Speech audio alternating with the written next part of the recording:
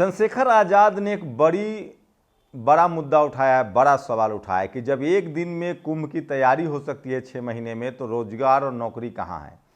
वहीं एक स्वामी अवमुक्तेश्वरानंद है, अबू मुक्तेश्वरानंद, उन्होंने वीवीआईपी घाट को लेकर सवाल उठाया है। अबू मुक्तेश्वरानंद का कहना है कि सनातन में वीवीआईपी घाट का मुद्दा नहीं है, साधु भी वहीं नहाएंगे जहां दलित नहाएंगे, पिछड़ा नहाएंगे।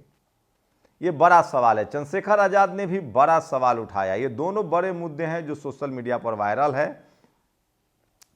तो सोचिए, इस देश के बहुजन समाज को सोचना है। इस स्कूल के मुद्दे पीछे छूट रहे हैं, अस्पताल के मुद्दे पीछे छूट रहे हैं, और इन सब खबरों को दिखाने के लिए नेशनल दस्तक का अकाउंट फ्रीज कर दिया जाता है। आपको बता दें कि पहले भी हमारे चैनल्स को बंद करने का भारत सरकार के ब्रॉडकास्टिंग मंत्रालय से नोटिस आता है। उसके बाद चैनल बंद करने की धमकी दी जाती है। हमने उसका भी संवैधानिक जवाब दिया। पिछले 5 साल से रोज इनकम टैक्स की नोटिस आता है, रोज हमें जांच झेलना पड़ रहा है। लेकिन उसके बाद भी सोचिए, इनकम टैक्स न हमें समय दे रहा है, न हमारी सुनवाई कर रहा है, और आज तो अकाउंट भी फ्रीज कर दिया गया। तो वो मनुवाद की जो पहली नीति है ना, पेट पर लात मारो। सोचिए, इस देश के बहुजन समाज के लोग अपना सोशल मीडिया प्लेटफॉर्म भी नहीं चला सकते हैं। हम लोग की गलती क्या है? हम लोग क्या कर रहे हैं? हम लोग इस देश के शोषित वंचित समाज का मुद्दा उठा रहे हैं। 90% लोगों को SC ST OBC किसान का मुद्दा उठा रहे हैं। सोचिए, इस देश के सवर्ण पत्रकार बीजेपी के खिलाफ बोल सकते हैं, वो बीजेपी के समर्थन में बोल सकते हैं, वो कांग्रेस के पक्ष में बोल सकते हैं, उनका अकाउंट फ्रीज नहीं होगा। अकाउंट फ्रीज होगा इस देश में जो फर्जी खबरें चलाते हैं, उनका अकाउंट फ्रीज नहीं होगा। सारे टीवी अखबारों के बारे में सबको पता है। नेशनल दस्तक का अकाउंट फ्रीज होगा, बहुजन समाज का अकाउंट फ्रीज होगा। सोचिए, नेशनल दस्तक जिसको न किसी से 1 रुपया का ऐड मिलता है, न इस देश का धन्ना सेठ इसको पैसा देता है, बहुजन समाज देखता है, इसको सुनता है, पसंद करता है, इसलिए इसको डोनेशन भी थोड़ा बहुत वो देते हैं, जिससे ये चैनल चलता है। थोड़ा बहुत यूट्यूब के पैसे आते हैं, जिससे लोगों की सैलरी मिलती है। उसके बाद भी इस चैनल को, अकाउंट को फ्रीज कर दिया गया है।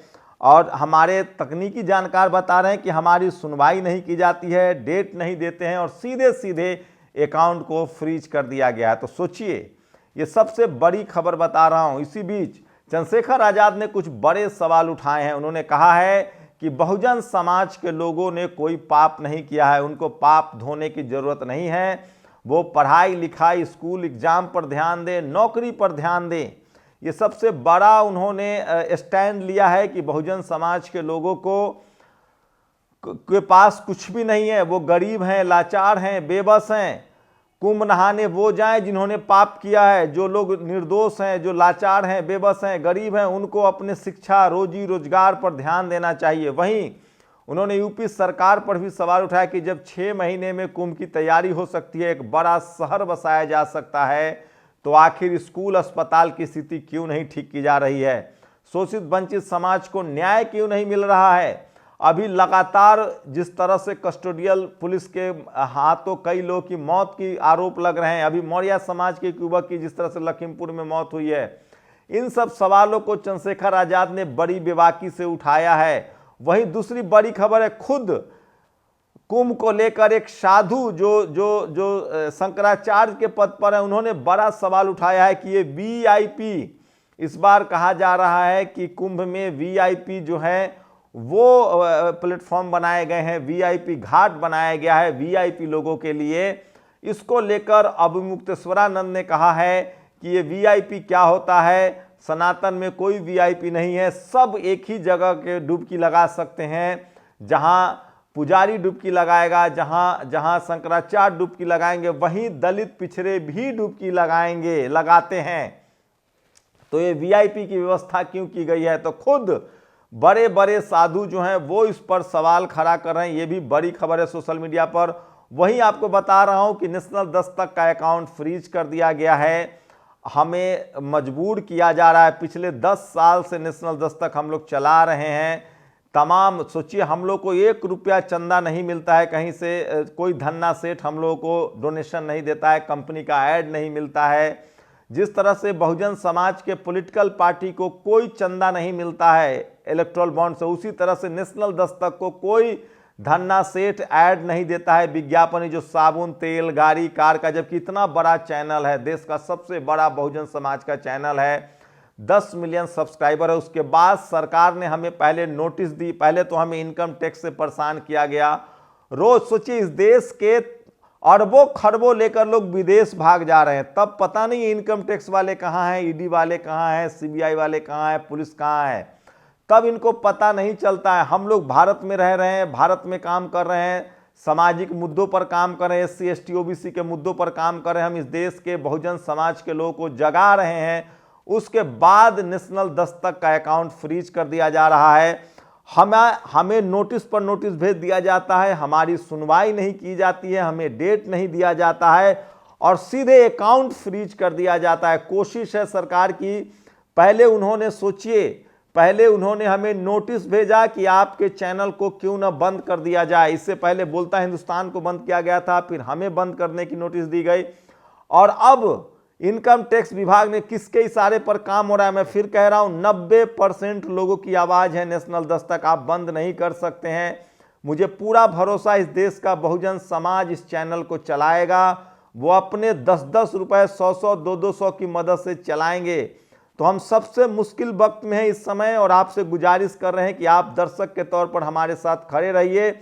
तमाम परपंच और प्रोपेगेंडा किया जाता है, हमारी रीच घटा दी जाती है, हमें लगातार सरकार के पैनल से मॉनिटर किया जाता है, नोटिस पर नोटिस किया जाता है, हमारे प्लेटफॉर्म से वीडियो डिलीट किए जाते हैं, उसके बाद एलो मोनेटाइजेशन किया जाता है और उससे भी नहीं हुआ तो अकाउंट फ्रीज कर दिया गया है ताकि हम नेशनल दस्तक को न चला पाएं।